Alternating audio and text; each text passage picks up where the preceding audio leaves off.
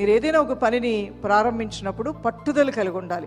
చదువులో పట్టుదల, పనిలో పట్టుదల, ప్రార్థనలో పట్టుదల, భక్తిలో పట్టుదల. ఏదైనా ఒక మంచి కార్యం మనం ప్రారంభించినప్పుడు మనకు పట్టుదల కావాలి.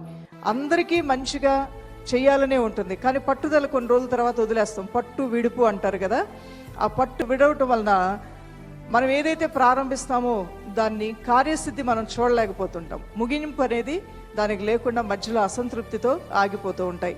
అందువల్ల ఇలాంటి స్థితి రాకుండా ఉండాలి. ఎందుకు ఆగిపోయాయి ఆ పనులంటే, ఒకవేళ నీకు అది చేయలేనని ఒక నిరుత్సాహం నిన్ను ఆవరించిందేమో, నా వల్ల కాదని నువ్వు అనుకున్నావేమో, నాకెవరు సహకారం లేరు అందువల్ల నేను ముందుకు వెళ్ళలేకపోయాను అనుకుంటున్నావేమో, ఏదైనా కారణం అయి ఉండొచ్చు.